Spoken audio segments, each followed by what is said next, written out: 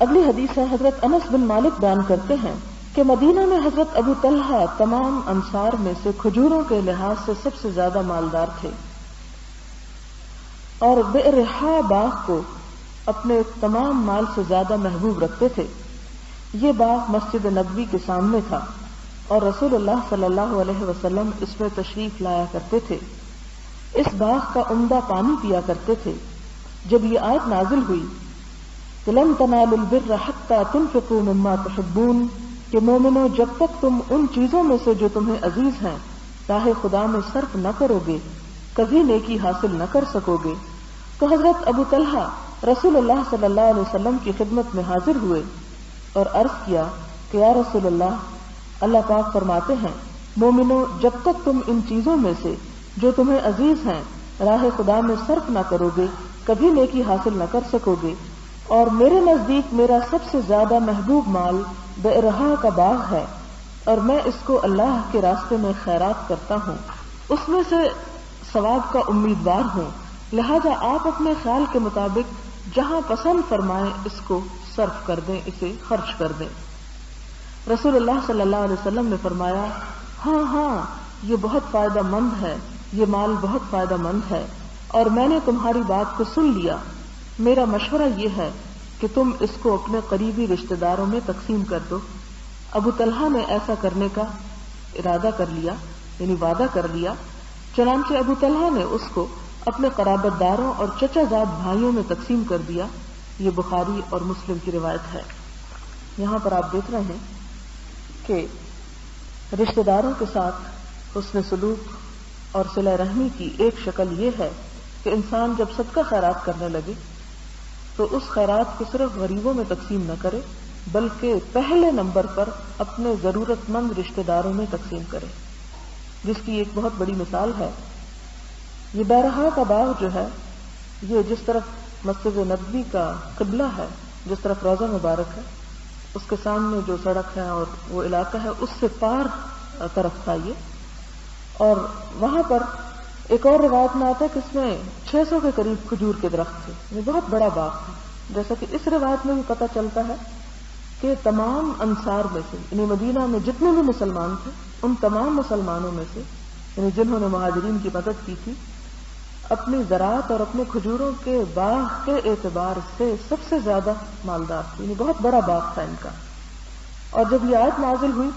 تو فوراً عمل کی سوچی اور اللہ کے رسول صلی اللہ علیہ وسلم کی خدمت میں حاضر ہو گئے کہ آپ لے لیجئے یہ باغ اور اسے جہاں چاہیں جس کو چاہیں دے دیں۔ آپ دیکھیں کہ زمین ایک ایسی چیز ہے کہ جسے انسان بغیر کسی صلے کے اور بغیر دنیا میں کسی معاوضے کے یوں کہیں دے دے، یہ ہمارے نزدیک تو سوچا بھی نہیں جا سکتا۔ اور یہی وجہ تھی کہ اس دور میں اسلام کو ترقی نصیب ہوئی اور اسلام پھلا پھولا۔ اگر وہ لوگ بھی ہماری ہی طرح بخیل ہوتے، ہماری ہی طرح کنجوس ہوتے تو پھر یہی حال ہوتا جو ہمارا ہو رہا ہے۔ لیکن ان کا حال یہ تھا کہ جب کوئی حکم آتا فوراً عمل کرنے کی سوچتے۔ تو ایک شخص جو مدینہ کا امیر ترین شخص ہو اپنی زمین کے اعتبار سے، وہ صرف اس لیے دے دے کہ اللہ تعالیٰ نے اس سے یہ مانگا ہے کہ جب تک تم دو گے نہیں تم خدا کے قریب نہیں ہو سکتے، نیکی کو پا نہیں سکتے، اس جنت کو پا نہیں سکتے، تو اسے یقین تھا کہ واقعی حقیقت یہی ہے۔ ایسا نہیں تھا کہ وہ کوئی بے وقوف تھے یا وہ بے سمجھ تھے۔ ہمارے نزدیک تو خدا کی راہ میں خرچ کرنا حماقت ہے، ہم تو صرف وہاں خرچ کرنا جانتے ہیں جہاں زیادہ سے زیادہ شہرت ہو سکے یا جہاں پر دنیا کی واہ واہ ہو سکے کہ ہاں فلاں شادی میں اس نے تو کمال کر دی۔ لیکن یہ لوگ ہم سے کہیں زیادہ عقل مند تھے جو اپنے مستقبل کو حقیقی معنوں میں محفوظ کرنا جانتے تھے۔ انہیں پتا تھا کہ یہ آج باغ جو مجھے مدینہ میں سب سے زیادہ امیر بنائے ہوئے ہے، یہ مجھے ہمیشہ امیر نہیں چھوڑے گا، کل مجھے اللہ کے پاس واپس جانا ہے، وہاں جا کر مجھے کس چیز کی ضرورت ہے اور کیا چاہیے کہ جس سے میں ہمیشہ ہمیشہ کے لیے ایک اعلیٰ ترین مقام تک پہنچ سکوں۔ تو اس پر وہ کہتے ہیں کہ اللہ کے رسول صلی اللہ علیہ وسلم میرے نزدیک میرا سب سے زیادہ محبوب مال یہ بئرحا کا باغ ہے۔ اور آپ دیکھیں کہ اس باغ کی ایک اور سعادت یہ بھی تھی کہ حضور صلی اللہ علیہ وسلم خود اس میں تشریف لے جاتے، اس کا پانی بھی سب سے عمدہ تھا، یعنی نہ صرف یہ کہ کھجوروں کے درخت بہت زیادہ تھے بلکہ اس کا پانی بھی بہت اچھا تھا ذائقے میں۔ آپ صلی اللہ علیہ وسلم نے فرمایا کہ ہاں واقعی بہت نفع مند مال ہے. آپ نے اس کو تسلیم کیا اور اس کی کنفرمیشن کی اور پھر فرمایا کہ ہاں تم اس کو اپنے رشتہ داروں میں تقسیم کر دو. یعنی اللہ کے راستے میں اگر غریبوں فقیروں مسکینوں کو دوں گا تو اس سے زیادہ تمہیں ثواب اور اجر ملے گا اگر تم اپنے ہی رشتہ داروں کو اسے دے دو. پھر یہاں پر تو اس کی وضاحت نہیں آتی. ایک اور تمہید کتاب ہے موطا امام مالک کی شرح, تو اس تفسیر میں آتا ہے کہ انہوں نے اس کو فرسٹ کزنز کو نہیں, سیکنڈ اور تھرڈ اور اس سے بھی آگے کے درجے کے کزنز میں اس کو بانٹ دیا. یعنی نہیں کہ بہن بھائیوں کو یا والدین کو یا اولاد کو دے دیا, بلکہ اپنے ہی رشتہ داروں میں جو کہ تھوڑے دور کے یعنی دادا اور پردادا کی اولاد میں سے تھے ان میں یہ بات تقسیم کر دیا. اور آپ دیکھیں کہ رشتہ داروں کو دینے میں ایک قباحت یہ بھی انسان کو ہوتی ہے کہ پھر وہ ہم سے زیادہ اچھے حال میں ہو جائیں گے اور ہم ان سے کمتر ہو جائیں گے, کیونکہ اصل مقابلے عموماً رشتہ داروں ہی کے درمیان چلتے ہیں. کہ جیسے دو بہن بھائی ہیں یا دو یعنی آپ دیکھیں کہ چچا زاد ہیں تو ان میں ایک طرح سے کمپٹیشن زیادہ ہوتا ہے. یعنی پڑھنے لکھنے کے معاملے میں, مال و دولت, جاب, ہر لحاظ سے وہ ایک طرح سے کمپٹیشن میں ہوتے ہیں. تو آپ صلی اللہ علیہ وسلم نے اس کو توڑنے کے لیے اور ایک پرسکون فضا پیدا کرنے کے لیے فرمایا کہ جاؤ ان میں تقسیم کر دو, وہ بھی تمہاری طرح ہو جائیں تاکہ امن چین سے رہ سکو. اگلی حدیث ہے عبداللہ بن عمرو بن العاص سے رضی اللہ عنہم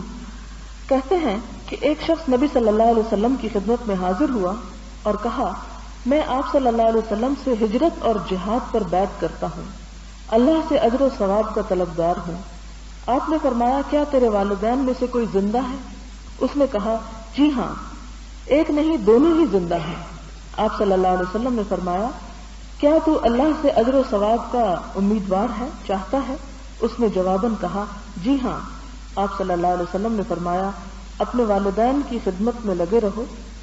اور ان کے ساتھ حسن سلوک کرو, تمہارا جہاد یہی ہے. یعنی تمہیں اجر و ثواب مل جائے گا.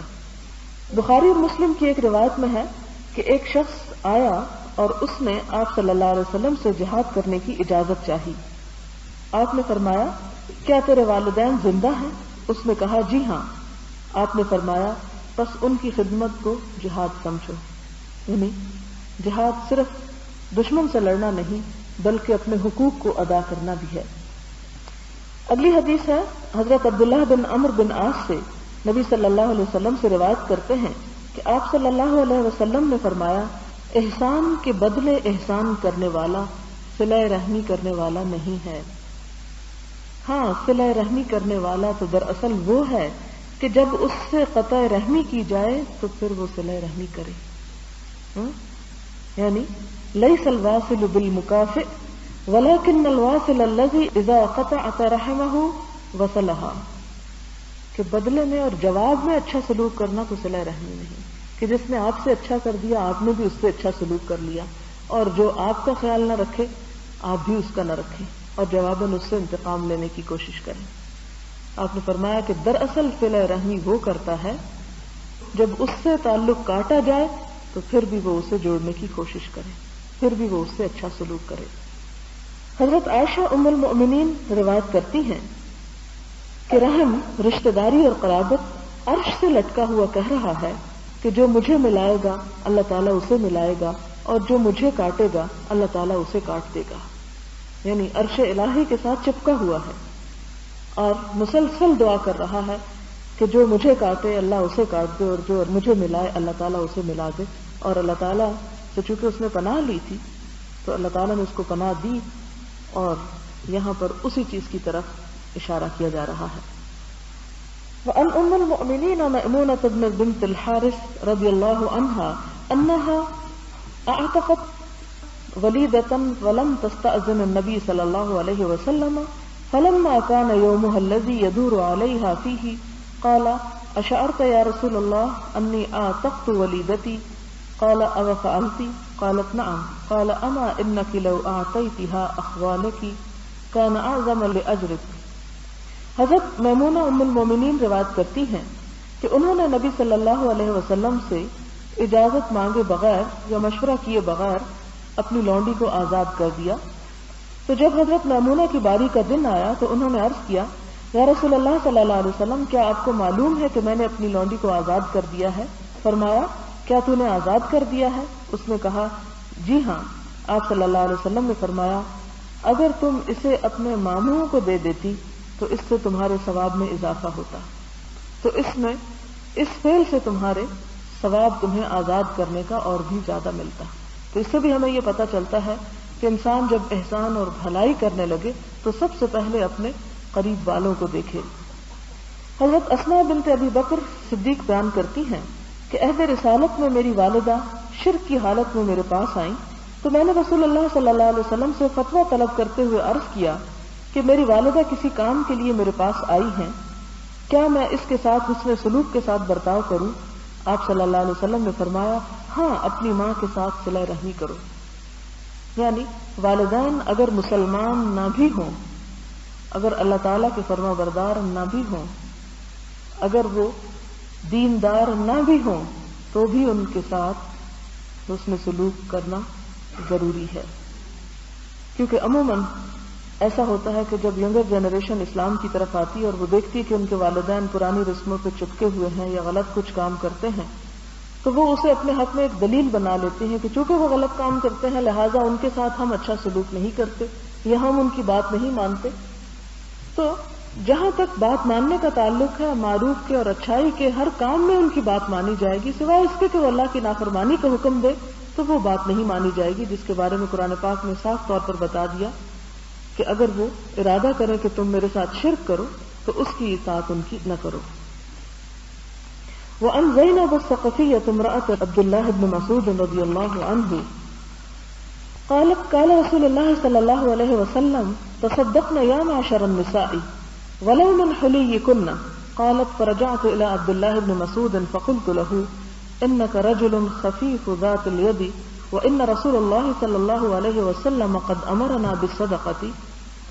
فأته فاسأله فإن كان ذلك يجزى عني وإلا صرفتها إلى غيركم فقال عبد الله بل ائتيه أنت فانطلقت فإذا امرأة من الأنصار بباب رسول الله صلى الله عليه وسلم حاجتي حاجتها وكان رسول الله صلى الله عليه وسلم قد ألقيت عليه المهابة فخرج علينا بلال فقلنا له ائت رسول الله صلى الله عليه وسلم فأخبره أن امرأتين بالباب تسألان أتجزئ الصدقة عنهما على أزواجهما وعلى أيتام في حجورهما ولا تخبره من نحن فدخل بلال على رسول الله صلى الله عليه وسلم فسأله فقال له رسول الله صلى الله عليه وسلم من هما قال امرأة من الأنصار وزينب فقال رسول الله صلى الله عليه وسلم أي الزيانب هي قال امرأة عبد الله فقال رسول الله صلى الله عليه وسلم لہما اجران اجر القرابۃ و اجر الصدقۃ متفق علیہ۔ بخاری اور مسلم کی یہ روایت بہت دلچسپ ہے۔ حضرت زینب ثقفیہ جو حضرت عبداللہ بن مسعود کی بیوی ہیں، وہ بیان کرتی ہیں کہ رسول اللہ صلی اللہ علیہ وسلم نے فرمایا کہ اے عورتوں کے گروہ صدقہ کیا کرو، یعنی خاص طور پر عورتوں کی طرف اشارہ کیا، خواہ تم اپنے زیوروں میں سے کرو، کیونکہ بعض عورتوں نے یہ سوچا ہوگا یا کہا ہوگا کہ ہمارے پاس تو پیسے نہیں ہوتے، تو آپ نے فرمایا کہ اگر پیسے نہیں تو زیور تو ہوتا ہے، تو اسی میں سے کیا کرو۔ تو وہ بیان کرتی ہے کہ میں عبداللہ بن مسعود اپنے خاوند کے پاس گئی اور ان سے کہا کہ آپ غریب آدمی ہیں اور رسول اللہ صلی اللہ علیہ وسلم کی خدمت اقدس میں حاضر ہو کر معلوم کریں کہ اگر آپ کو صدقہ دینا میرے لیے کافی ہو سکتا ہو تو میں آپ ہی کو صدقہ دیے جاتی ہوں، ورنہ کسی اور مستحق کو دے دوں۔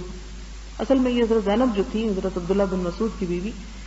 یہ ہنر مند تھی، اپنے ہاتھ سے کوئی کام کیا کرتی تھی جس سے ان کی ایک آمدن کا ذریعہ تھا، اور ان کے شوہر کا کوئی کام نہیں تھا، اور ان کے شاید سابقہ شوہر سے کچھ بچے بھی تھے جو یتیم بچے ان کی پرورش میں تھے، تو ان سب کے اوپر خرچ ہی اپنے ہاتھ سے کیا کرتی تھی۔ اب ظاہر ہے کہ جب ایک عورت کے اوپر پورے گھر کے کفالت کی ذمہ داری آ پڑے تو پھر عین ممکن ہے کہ اس کے پاس اتنے پیسے نہ بچیں کہ وہ دوسرے غریبوں فقیروں مسکینوں کو دے سکے۔ تو کہنے لگی آ کر اپنے شوہر سے کہ جائیں آپ رسول اللہ صلی اللہ علیہ وسلم کے پاس اور ان سے پوچھیں کہ کیا اگر میں آپ لوگوں کو کھلاتی پلاتی رہوں تو یہ میرے لیے صدقہ ہو جائے گا پورا، یا مجھے اس کے علاوہ کسی اور دوسرے کو دینا ہوگا یہ صدقہ؟ تو حضرت عبداللہ بن مسعود نے کہا کہ تم خود ہی جا کر معلوم کر لو، یعنی شاید وہ شرماتے ہوں اس بات سے کہ جا کے آپ صلی اللہ علیہ وسلم کو بتائیں کہ میری بیوی مجھ پہ خرچ کرتی ہے، جیسے کہ عموماً مردوں کے اندر ایک غیرت ہوتی ہے۔ کہتے ہیں کہ جاؤ تم خود ہی معلوم کر لو۔ اس سے یہ بھی پتہ چلتا ہے کہ بہت سی صحابیات جو ہیں وہ حضور صلی اللہ علیہ وسلم کی خدمت میں خود حاضر ہو کر مسائل دریافت کیا کرتی تھی. تو وہ کہتی ہے کہ میں جب وہاں پہنچتی ہوں تو میں دیکھتی ہوں کہ وہاں مجھ سے پہلے ایک انصاری عورت اور بھی موجود تھی. اس کا کام بھی میرے کام جیسا تھا، یعنی اس کو بھی یہی مسئلہ درپیش تھا. لیکن چونکہ رسول اللہ صلی اللہ علیہ وسلم کی ہیبت و عظمت ہم پر سایہ فگن تھی، اس لیے ہمارے پاس جرت نہ تھی کہ ہم اندر جا کے خود سوال کر سکیں. اتنے میں حضرت بلال باہر نکلے. ہم نے ان سے کہا کہ تم رسول اللہ صلی اللہ علیہ وسلم کی خدمت اقدس میں جا کر بتاؤ کہ دروازے پر 2 عورتیں آئی ہیں، وہ آپ سے مسئلہ پوچھنے آئی ہیں، اور مسئلہ یہ ہے کہ کیا ان کا صدقہ ان کے خاوندوں پر درست ہے، یعنی اپنے خاوند کو صدقہ دے سکتی ہیں، اور ان یتیم بچوں کو جو ان کی پرورش میں رہتے ہیں. لیکن آپ کو یہ نہ بتانا کہ ہم ہیں کون، یعنی مسئلہ پوچھ لو لیکن ہمارا ذکر نہ کرنا، نام نہ لینا. چنانچہ حضرت بلال رسول اللہ صلی اللہ علیہ وسلم کے پاس حاضر ہوئے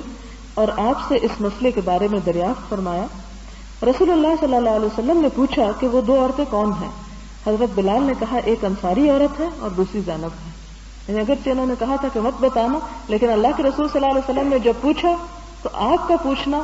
اور آپ کا حکم جو تھا وہ ان کے حکم پر حاوی ہو گیا. رسول اللہ صلی اللہ علیہ وسلم نے فرمایا کون سی زینب ہے، یعنی صرف زینب تو نہیں ہے کون. اس نے کہا کہ عبداللہ بن مسعود کی بیوی. رسول اللہ صلی اللہ علیہ وسلم نے فرمایا کہ ان کو دگنا ثواب ملے گا،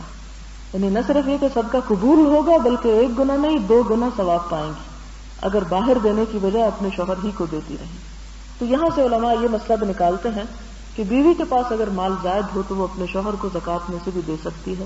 اگر وہ ضرورت مند ہو. دگنا ثواب کس چیز کا؟ ایک قرابت کا اور دوسرا صدقہ کرنے کا. اور یہاں یہ بھی پتہ چلتا ہے کہ کسی عورت کا نام پوچھنا یا اس کے بارے میں جاننا یہ کوئی گناہ کے کاموں میں سے نہیں. اگر ایسی معیوب بات ہوتی تو حضور صلی اللہ علیہ وسلم تفصیل سے نہ پوچھتے کہ کون سی زینب، یہ کس کا مسئلہ، اور خاص طور پر جب ضرورت ہو اس بات کے پوچھنے کی کہ وہ ہے کون تاکہ جواب صحیح طور پر دیا جا سکے. یعنی آپ صلی اللہ علیہ وسلم ہو سکتا ہے کہ اپنے صحابہ کرام کے حالات کو جانتے ہوں اور اس حساب سے مزید تحقیق کر کے صحیح جواب دینا چاہتے ہوں، تو اس میں حرج نہیں ہے. حضرت ابو سفیان ایک لمبی حدیث میں جو ہرقل کے واقعے پر مشتمل ہے روایت کرتے ہیں کہ ہرقل نے ابو سفیان سے پوچھا کہ وہ پیغمبر صلی اللہ علیہ وسلم تم کو کس بات کا حکم دیتا ہے. ابو سفیان کہتے ہیں کہ میں نے کہا آپ صلی اللہ علیہ وسلم فرماتے ہیں کہ ایک اللہ کی عبادت کرو اور اس کے ساتھ کسی کو شریک نہ بناؤ، اور جو باتیں تمہارے آباء و اجداد کہتے ہیں انہیں چھوڑ دو، یعنی پرانے زمانے کی تقلید نہ کرو، اور وہ ہمیں نماز ادا کرنے، سچ بولنے، پاک دامنی اور صلہ رحمی کرنے کا حکم دیتے ہیں. یعنی حضور صلی اللہ علیہ وسلم نے اسلام کی بالکل ابتدا میں لوگوں کو جو تعلیمات دی، جو آداب سکھائے، اس میں نماز کے بعد اور اللہ کی اوپر ایمان لانے کے بعد سچ بولنا،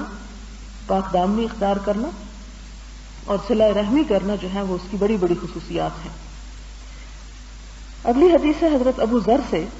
ابو ذر رضی اللہ تعالیٰ عنہ بیان کرتے ہیں کہ نبی صلی اللہ علیہ وسلم نے فرمایا کہ تم جلد ہی ایک ایسی زمین کو فتح کرو گے جس میں قیرات کا عام چرچا ہوگا. قیرات کیرٹس یہ جو ہوتے ہیں نا کہ سونے کو ناپنے کے جو. ایک اور روایت میں ہے کہ تم جلد ہی مصر کو فتح کرو گے اور وہ ایسی زمین ہے جس میں قیرات کا زیادہ استعمال ہوتا ہے، بس تم اس زمین کے باشندوں کے ساتھ اچھے سلوک سے پیش آنا، اس لیے کہ ان کے ساتھ ہمارا ایک معاہدہ بھی ہے اور ایک رشتہ داری بھی ہے.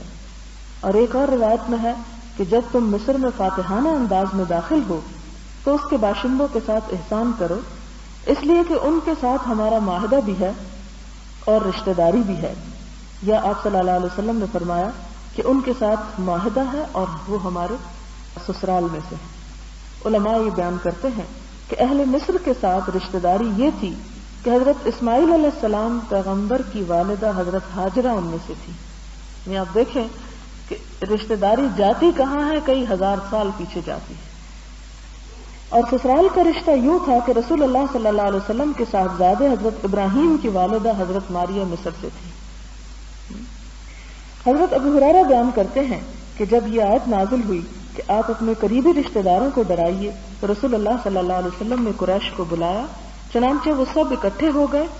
آپ نے عمومی انداز میں اور خاص خاص قبیلوں کا نام لے کر فرمایا کہ اے بنو عبد شمس، اے بنو کعب بن لؤی، اپنے آپ کو آگ سے بچاؤ، اے مرہ بن کعب کی اولاد اپنے آپ کو آگ سے بچاؤ، اے عبد مناف کی اولاد اپنے جانوں کو دوزخ سے بچاؤ، اے ہاشم کی اولاد اپنے آپ کو جہنم سے محفوظ کرو، اے عبد المطلب کی اولاد اپنے آپ کو دوزخ سے بچاؤ، اے فاطمہ تو اپنے آپ کو دوزخ سے بچا لے، اس لیے کہ میں تمہارے لیے اللہ سے کچھ بھی کرنے کا مالک نہیں ہوں۔ ہاں یہ ضرور ہے کہ تمہارے ساتھ رشتہ داری ہے، لہذا میں رشتہ داری کے لحاظ سے صلہ رحمی کروں گا، اور اسی صلہ رحمی کے تحت میں تم سب کو دین کی طرف بلا رہا ہوں کہ اپنے لیے کچھ کر لو۔ حضرت ابو عبداللہ بن عمرو بن العاص سے روایت ہے، کہتے ہیں کہ میں نے رسول اللہ صلی اللہ علیہ وسلم سے واضح الفاظ میں بغیر کسی اخفاء کے، یعنی بغیر کچھ چھپائے یا خاموشی یعنی آہستہ آواز کے سنا، آپ فرماتے تھے کہ فلاں قبیلے کی اولاد میری قریبی نہیں ہے، میرا دوست اور قریبی اللہ ہے اور نیک ایماندار ہیں، لیکن ان کے ساتھ قرابت داری ہے تو میں اس کو صلہ رحمی کے ساتھ تر و تازہ رکھوں گا۔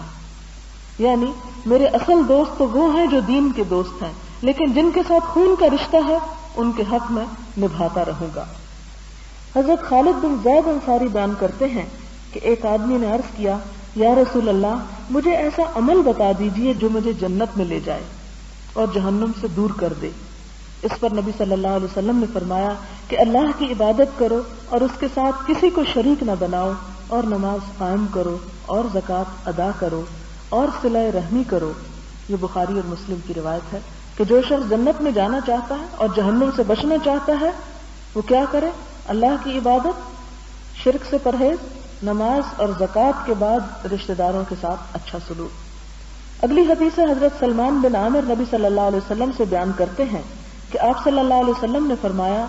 جب تم میں سے کوئی شخص روزہ افطار کرے تو وہ کھجور سے افطار کرے،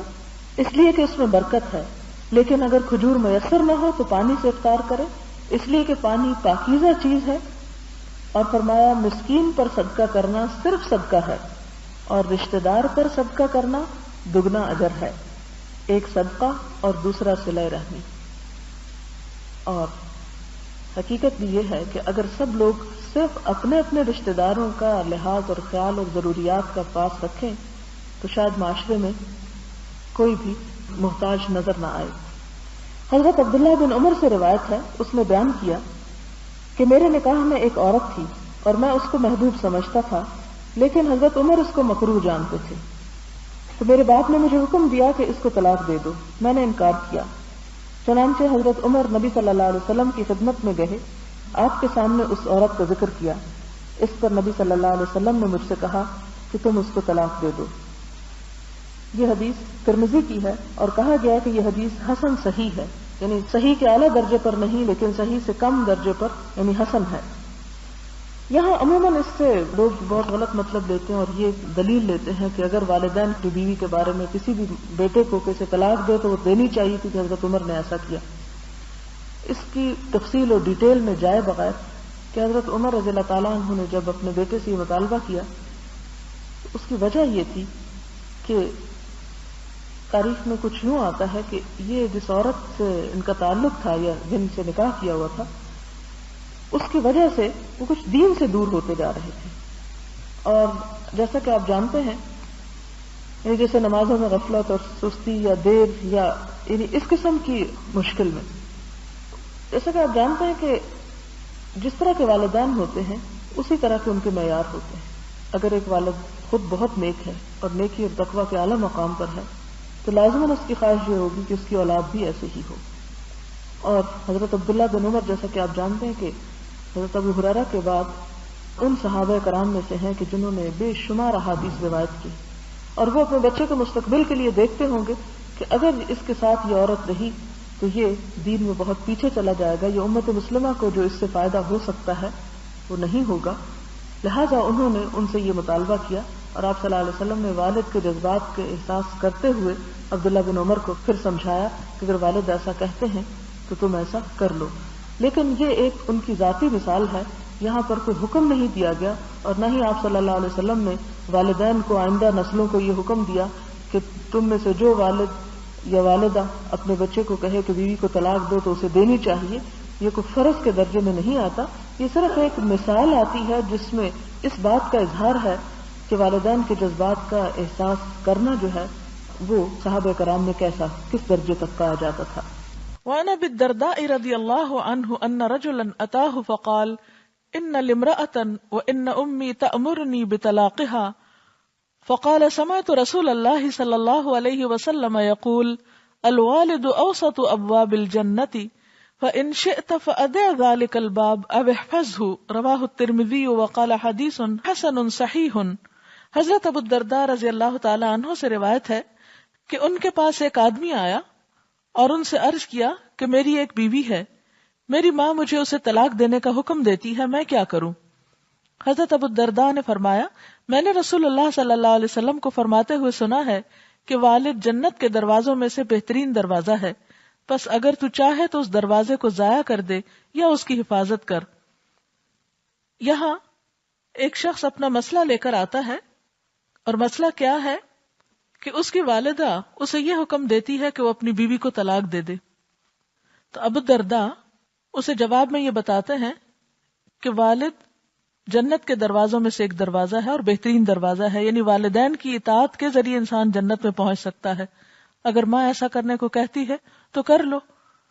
اب یہاں ایک بات یاد رکھیے کہ اس حدیث میں صرف سچویشن کا یا اس معاملے کا ایک پہلو بتایا گیا ہے، پورا واقعہ نہیں بتایا گیا کہ اصل مسئلہ کیا تھا، اس خاتون کا قصور کیا تھا، والدہ کا کہنا کس بنا پر تھا. ہو سکتا ہے کہ یہ حدیث سن کر آپ تھوڑا پریشان ہوئے ہوں اور یہ سمجھ رہے ہوں کہ ایک عورت پر یہ تو بہت بڑے ظلم کی بات ہے کہ اسے صرف اس بنا پر طلاق ہو جائے کہ اس کی ساس اس کو پسند نہیں کرتی.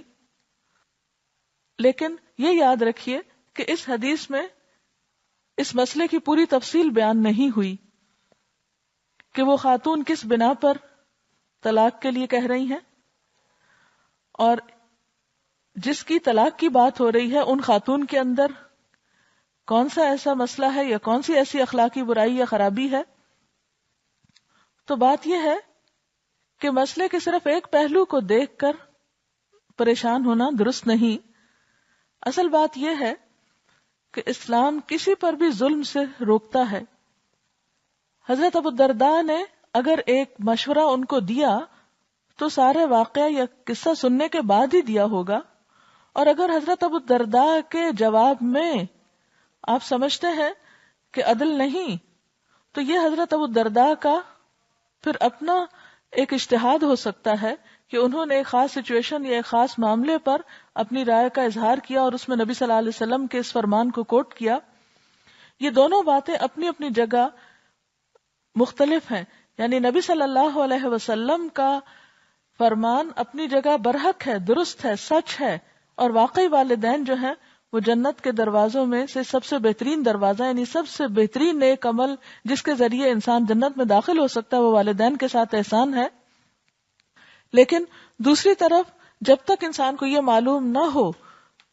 کہ طلاق کس وجہ سے دی جا رہی ہے تو بلا وجہ کسی عورت کے ساتھ ایسا کرنے کا اسلام حکم نہیں دیتا. ایک اور حدیث یہ بھی ہمیں پتہ چلتی ہے کہ حلال چیزوں میں سب سے زیادہ ناپسندیدہ چیز جو ہے اللہ کے نزدیک وہ طلاق ہے. لہٰذا ایک خاص موقع پر اگر کسی کو ایسا مشورہ دیا جائے تو ہو سکتا ہے کہ اس مشورے میں ہی اس کے لیے بھلائی ہو. حضور صلی اللہ علیہ وسلم نے فرمایا کہ باب جنت کے دروازوں میں بہترین دروازہ ہے، بس اگر تم چاہو تو اس دروازے کو ضائع کر دو یا اس کو بچا لو. یعنی اس کی اطاعت جو ہے وہ انسان کو جنت میں لے جانے والی ہے اور نافرمانی جنت سے دور کرنے والی. حضرت برا بن عازب نبی صلی اللہ علیہ وسلم سے بیان کرتے ہیں، آپ صلی اللہ علیہ وسلم نے فرمایا خالہ ماں کے مرتبے میں ہے، یعنی اس کا درجہ ماں کے برابر ہے. اس بات میں کثرت کے ساتھ حدیثیں صحیح بخاری میں موجود ہیں اور معروف و مشہور ہیں. ان حدیثوں میں سے اصحاب الغار کی حدیث اور جریج راہب کی حدیث پہلے گزر چکی ہیں، اور صحیح بخاری کی چند مشہور حدیثوں کو بطور اختصار کے حذف کر دیا ہے. ان حدیثوں میں زیادہ اہمیت کی حامل عمر بن انبسہ کی حدیث ہے جو بہت طویل ہے اور اسلام کے قواعد اور آداب کے لحاظ سے بہت سے جملوں پر مشتمل ہے. ان قریب میں اس کو باب الرجاء میں مکمل طور پر ذکر کروں گا. انشاءاللہ اس حدیث میں عمر بن انبسہ نے بیان کیا کہ نبوت کے ابتدائی دنوں میں نبی صلی اللہ علیہ وسلم کی خدمت میں مکہ میں حاضر ہوا. میں نے آپ سے عرض کیا آپ کون ہیں؟ آپ نے فرمایا نبی ہوں. میں نے پوچھا نبی کون ہوتا ہے؟ آپ نے فرمایا اللہ نے مجھے پیغمبر بنا کر بھیجا ہے۔ میں نے عرض کیا کیا چیز دے کر آپ کو مبعوث فرمایا ہے؟ آپ نے فرمایا اللہ پاک نے مجھے بھیجا ہے کہ صلہ رحمی کی جائے، بتوں کو توڑا جائے اور اللہ کو ایک سمجھا جائے اور اس کے ساتھ کسی کو شریک نہ ٹھہرایا جائے۔ وآخر دعوانا ان الحمد للہ رب العالمین۔ سبحان اللہ وبحمدہ عدد خلقہ ورضا نفسہ وزنۃ عرشہ ومداد کلماتہ سبحان اللہ العظیم۔ اللہم صل علی محمد وعلى آل محمد كما صليت على إبراهيم وعلى آل إبراهيم إنك حميد مجيد۔ اللهم بارك على محمد وعلى آل محمد كما باركت على إبراهيم وعلى آل إبراهيم إنك حميد مجيد۔ ربنا آتنا في الدنيا حسنة وفي الآخرة حسنة وقنا عذاب النار۔ ربنا لا تزغ قلوبنا بعد إذ هديتنا وهب لنا من لدنك رحمة إنك أنت الوهاب۔ اللهم لا مانع لما أعطيت ولا معطي لما منعت ولا ينفع ذا الجد منك الجد۔ یا رب العالمین، جو کچھ ہم نے پڑھا ہے اس میں اگر کوئی بات غلط ہو گئی ہو تو ہمارے علم کی اصلاح کر دے، ہمیں معاف کر دے، ہمیں اس کے بہترین پہلو پر عمل کی توفیق عطا فرما، ہمیں اپنے سے قریب کر لے، اپنی محبت عطا کر، اپنے رسول محمد صلی اللہ علیہ وسلم کی محبت اور شفاعت نصیب فرما۔